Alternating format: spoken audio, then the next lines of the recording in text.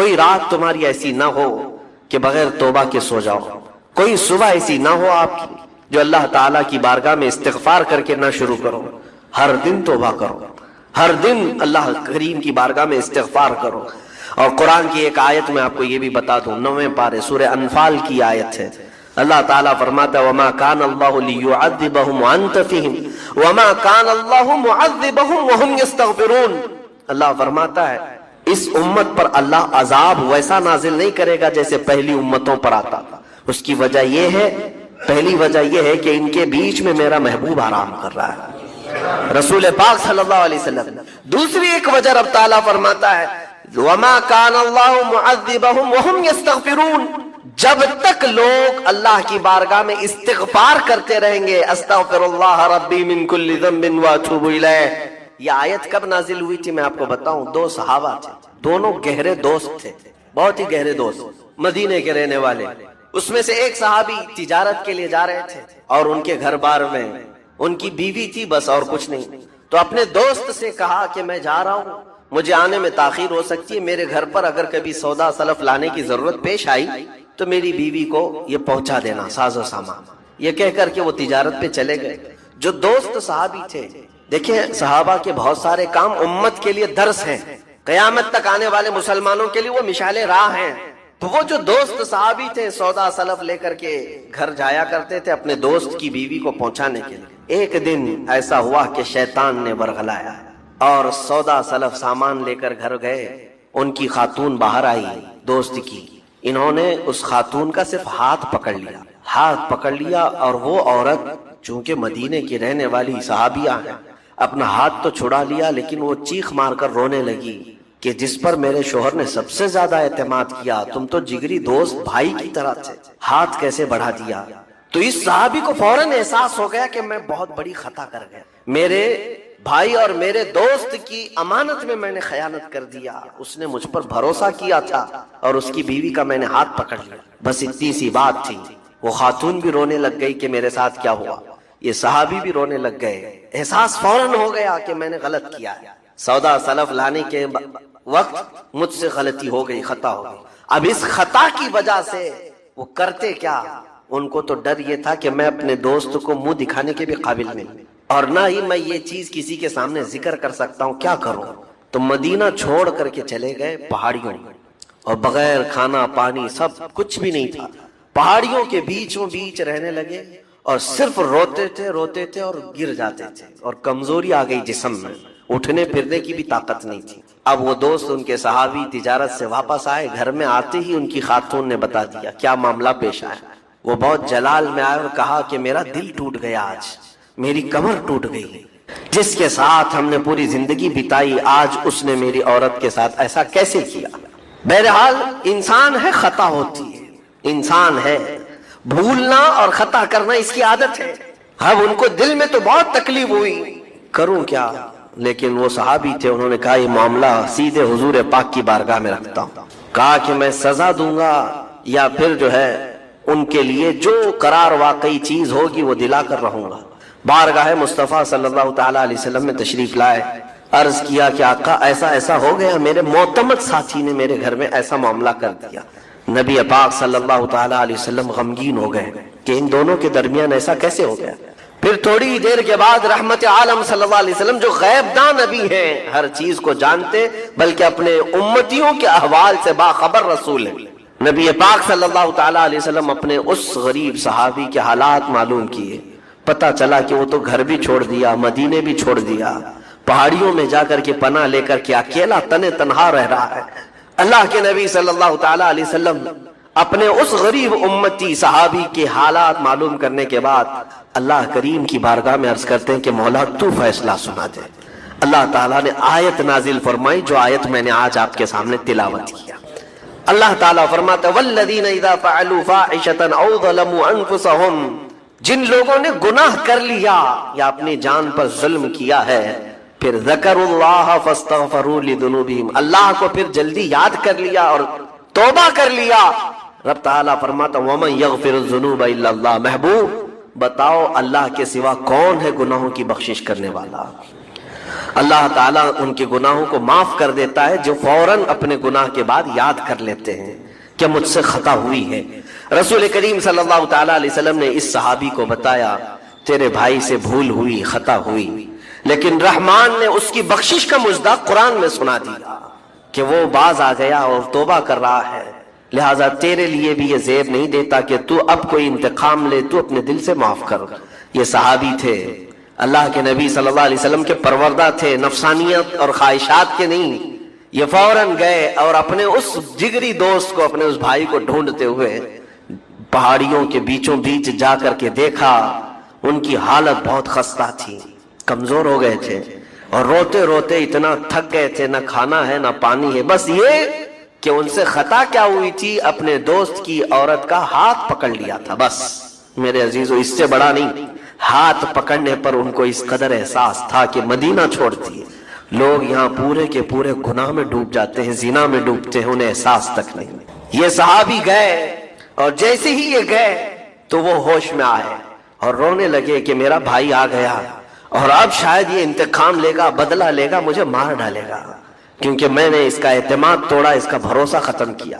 لیکن یہ صحابی گئے اور ان کا ہاتھ پکڑا اور اپنے سینے سے لگایا، کہا کہ تو بھی ابن آدم ہے، میں بھی ابن آدم ہوں، انسان ہے، خطا ہو گئی، لیکن بشارت ہے تجھے کہ اللہ نے قرآن میں محبوب کی بارگاہ میں آیت اتاری، تیری بخشش کا پروانہ اتار دیا۔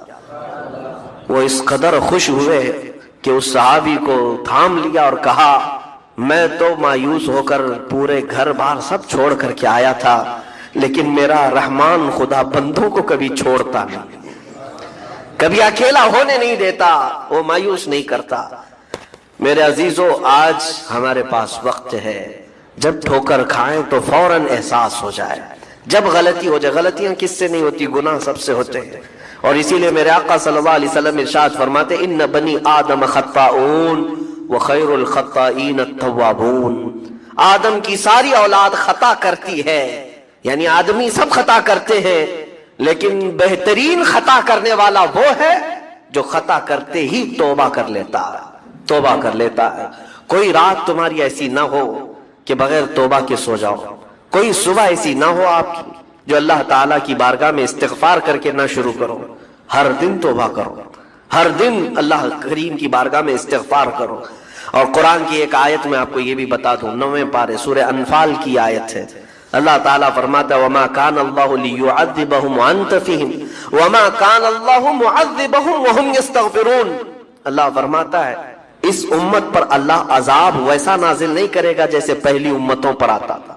اس کی وجہ یہ ہے، پہلی وجہ یہ ہے کہ ان کے بیچ میں میرا محبوب آرام کر رہا ہے، رسول پاک صلی اللہ علیہ وسلم۔ دوسری ایک وجہ رب تعالیٰ فرماتا ہے وَمَا كَانَ اللَّهُ مُعَذِّبَهُمْ وَهُمْ يَسْتَغْفِرُونَ، جب تک لوگ اللہ کی بارگاہ میں استغفار کرتے رہیں گے، اللہ فرماتا ہے اس قوم کی خوشبوئیں تمہاری بھوک کو اور بڑھا دیتی ہوں گی، تمہارا صبر ٹوٹتا ہوگا، صبر کرو۔ صحابہ نے کیا کہا، یا رسول اللہ صلی اللہ تعالی علیہ وسلم، ہم روٹی اور بوٹی کے لیے اس جنگ میں آئے ہوتے تو یہاں نہیں ہوتے، وہاں ہوتے، ہم آئے ہیں صرف چہرے رسول کے لیے۔ ہماری بھوک کا علاج ہے مصطفیٰ کا چہرہ، ہماری بیماریوں کا علاج ہے مصطفیٰ کا چہرہ۔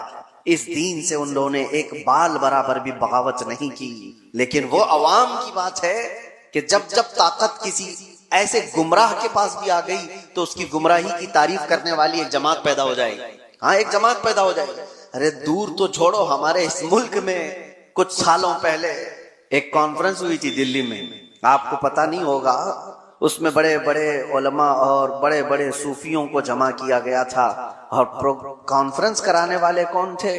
کانفرنس کرانے والے ملک کے پرائم منسٹر تھے۔ مسلمانوں کی، صوفیوں کی، خانقاہوں کی کانفرنس کرائی گئی تھی، ٹھیک ہے، علماء بھی اس میں شریک ہیں، خانقاہوں کے گدی نشین اور گدھے نشین سب اس میں شامل ہیں، اور شروع ہو رہی ہے کانفرنس تو مجھے حیرت ہوتی ہے، قصیدہ پڑھنے والا کوئی مولوی قصیدہ پڑھتا ہے بادشاہ کی شان میں، خدا کرے کہ تیری عمر کو عمر خضر عطا ہو، یہ دعا دی جا رہی ہے۔ میں یہ کہتا ہوں میرے عزیزو، یہ سارا منظر ایک طرف، لیکن جو میں بات کہہ رہا ہوں، طاقت اور سیاست جب آ جاتی ہے تو بہت سارے لوگوں کے عقیدے پر بھی اثر پڑتا ہے. اس وقت اپنا عقیدہ بچانا یہ بہت بڑا چیلنج ہوتا ہے. آپ کیا سمجھتے ہو یہ جو فرقے پیدا ہوئے دین میں یہ طاقت کے اثر سے پیدا ہوئے؟ جب سیاست پر حکومت پر کوئی گمراہ بیٹھ جاتا ہے تو وہ اپنا عقیدہ سب پر تھوپنے کی کوشش کرتا ہے. معتزلہ کی جماعت آئی. معتزلہ ایک فرقہ ہے, وہ قرآن کو اللہ کی مخلوق مانتے تھے کہ قرآن فنا ہو جائے گا. بہت سارے ان کے عقیدے گمراہ تھے. جب وہ پاور پر آئے, خلیفہ بنے یا گورنر بنے, تو انہوں نے عوام کو اور علماء کو زبردستی اپنا عقیدہ تھوپا. اور ایک دور ایسا آیا کہ علماء ان کے حساب سے فتویٰ دینے لگے, ان کی تعریفیں کرنے لگے کہ یہ حق جماعت والے لوگ ہیں. بادشاہ اعظم ان کی تعریف میں قصیدے پڑھے جاتے تھے. لیکن میرے عزیزوں, پوری قوم کبھی گمراہ نہیں ہوتی. ہر زمانے میں حقانی علماء اور ربانی علماء موجود رہتے ہیں. معتزلہ کی جماعت پاور میں تھی, حکومت میں تھی, طاقت ان کے پاس تھی, علماء کی جماعت ان کے پاس تھی. لیکن اسی زمانے میں ہم دیکھ رہے تھے ایک مرد قلندر حضرت سیدنا امام احمد بن حنبل.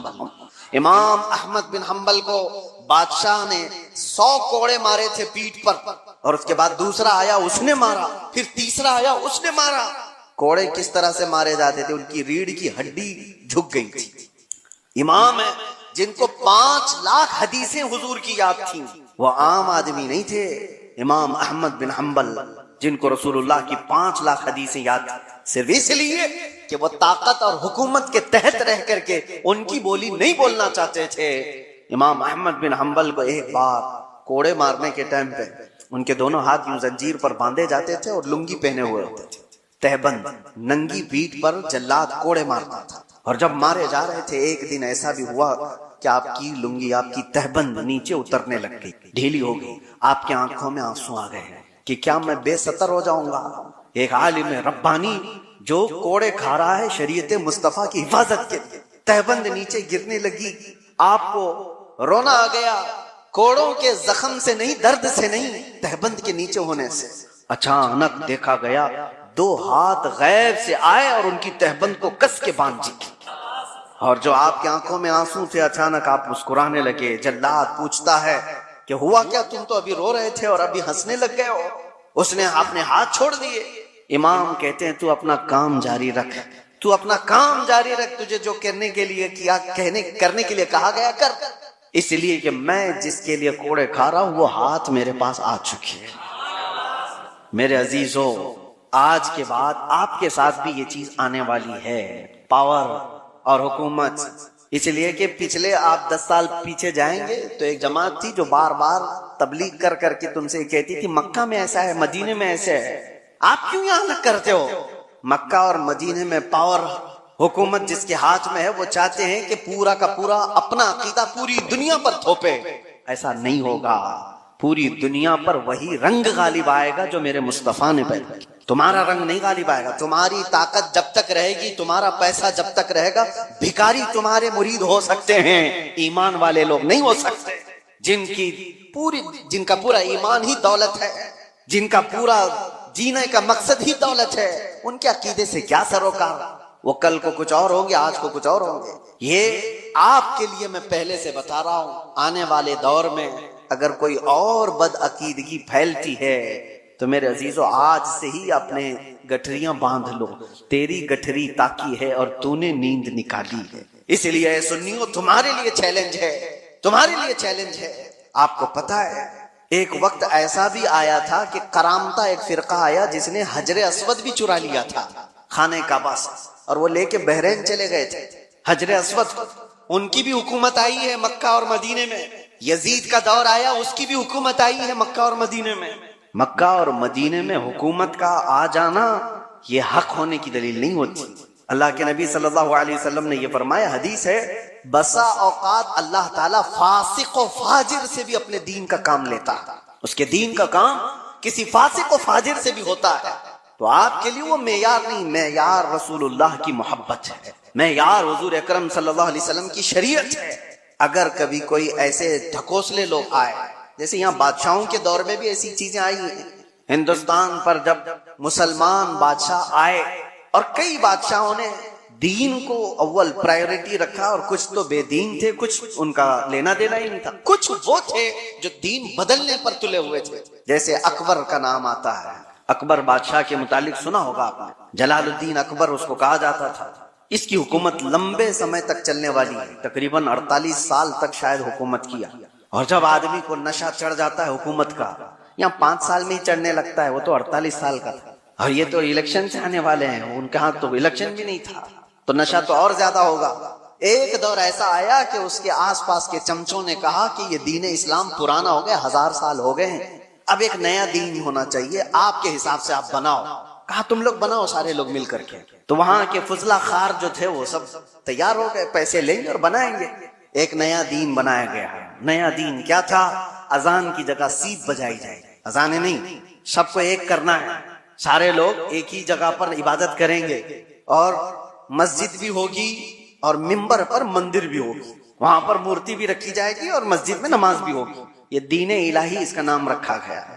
اور حد یہ ہے میرے عزیزوں، جو بات میں کہہ رہا ہوں، طاقت اور سیاست کا اثر عوام پر بہت ہوتا ہے. ہزاروں اور لاکھوں کی تعداد میں لوگ اس کے دین کو ماننے بھی لگ گئے، شروعات ہو گئی. کتنے مولوی بھی شروع ہو گئے کہ ہاں ایک ماڈرنزم ہے، نیا پن ہے، ہونا چاہیے، بادشاہ نے کہا ہے تو صحیح ہے. لیکن ہمیں یہ بات کہہ رہا ہوں نا، ہر زمانے میں گمراہ پورے نہیں ہوتے. حقانی علماء ہر زمانے میں اللہ تعالیٰ رکھتا ہے. ایک مرد قلندر احمد فاروقی سرہندی مجدد الف ثانی کھڑے ہوئے، اور انہوں نے اس کی تردید کی، اور جگہ جگہ آپ نے اپنے بیانوں سے انکار کیا کہ دین الہی نہیں ہوگا، دین مصطفیٰ ہی ہوگا. تم نے نام رکھا ہے دین الہی، یہ اللہ کا دین نہیں ہے، یہ بادشاہ کا بنایا ہوا دین ہے. دین وہی ہے اللہ کا جو میرے نبی لے کر کے آئے تھے. اور اس دین کی خاطر جیسی بادشاہ کے خلاف بولنا آسان ہے، آسان ہے. آپ ان کی پالیسیوں کے خلاف بولو، ابھی دیکھو اٹھا لیں گے آپ کو.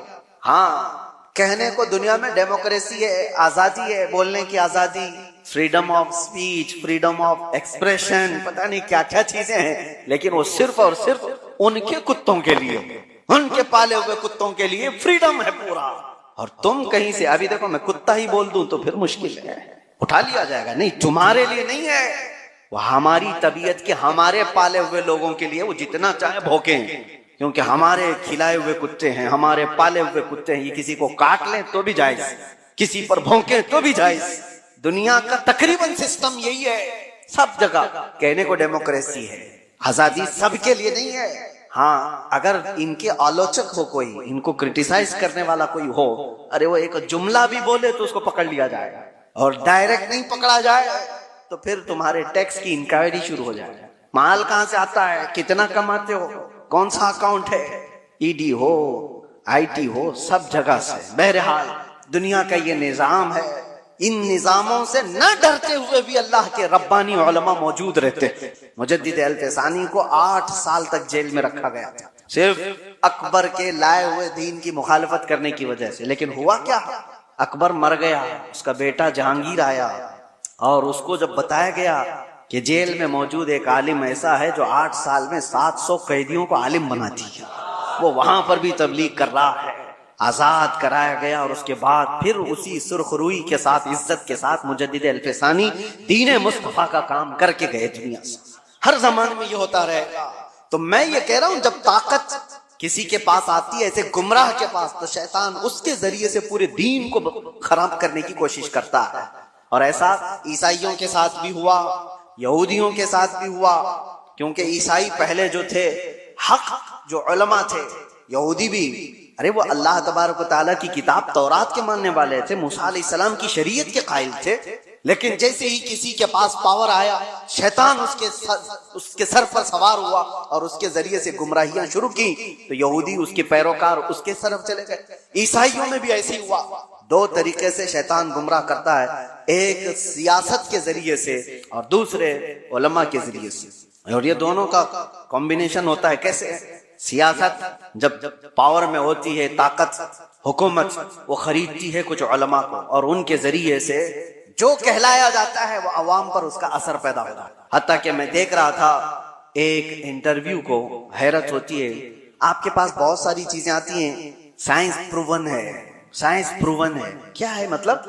کچھ کھانے پینے کی چیزیں آپ کے پاس آ رہی ہیں، یہ کھاؤ، یہ ڈائٹ بہت مطلب بہت ہی عمدہ ہے اور سائنس پروون ہے. سائنس نے اس کا سب سرچ کیا ہے اور ساری چیزیں اس پر سروے ہوا ہے اور بڑے بڑے سائنٹسٹ نے اس پر مہر لگائی ہے. تو عوام اس کو ہاتھوں ہاتھ لے رہی ہے. ارے سائنس پروون ہے, یہ سائنٹیفک اعتبار سے بھی اس ہیلتھ کے بینیفٹ ہیں. میں دیکھ رہا تھا کئی سائنسدانوں کو تو حکومت خرید کر رکھی ہوئی ہے, بڑے بڑے پیسے والے لوگ ان کو خرید کر کے رکھے ہوئے ہیں. ارے چاہے کچھ بھی کچرا ہو, تم کہہ دو کہ میں نے ریسرچ کیا ہے, میں نے سروے کیا ہے 1.5 لاکھ لوگوں پر اور اس کا اثر یہ آیا ہے, اور اس کے بدلے میں تم جتنا پیسہ لے لو. سائنسدان کو پیسے دیے گئے اور اس نے ایک بات کہہ دی کہ یہ سائنس پروون ہے. لاکھوں کی تعداد میں لوگ ہاتھوں ہاتھ خرید رہے ہیں. ارے بازار پر بھی اثر ہے ان کا. تمہیں کچرا بھی کھلانا ہو تو کل کو یہ کہہ دیا جا سکتا ہے سائنس پروون ہے, کیونکہ جائز ہے کچھ بھی. تو سائنسدانوں کے ذریعے سے اگر مارکیٹ پر قابو پایا جا سکتا ہے تو علماء کے ذریعے سے کیوں نہیں پایا جاتا, جن کی آستھا لگی ہوئی ہے, تعلق لگا ہوا ہے. تو میرے عزیزو, آخری بات کہتا ہوں, مجھے یہ بات اس وقت پتہ چلی جب میں لوگوں سے رابطے میں نہیں تھا. آپ سمجھ سکتے ہو, کچھ ایسے علماء کے چہرے سامنے آئے, اللہ اکبر, جو ماہانہ تنخواہ لیتے ہیں, ماہانہ تنخواہ لیتے ہیں صرف اور صرف بڑی طاقت کے حساب سے لکھنے پر اور بولنے پر اور قوم کی مخبری کرنے. نامور لوگ ہیں, پڑھے لکھے لوگ ہیں, تنخواہ ملتی ہے, بڑے بڑے طاقتوں سے پیسے لیتے ہیں, اور سامنے ہمارے چہرے آئے, زمین کے نیچے, پیروں کے نیچے سے زمین کھسک جائے کہ یہ تو اتنے اچھے چہرے دکھے جاتے ہیں. ہاں, اسی لیے میرے عزیزو کہ ان کے قلم سے, ان کی زبان سے لوگوں پر وہی چیز ڈالی جائے جو حکومت چاہتی ہے. آپ کو پتا ہے اندرا گاندھی کے زمانے میں نس بندی کرنے کا فیصلہ کر لیا گیا تھا.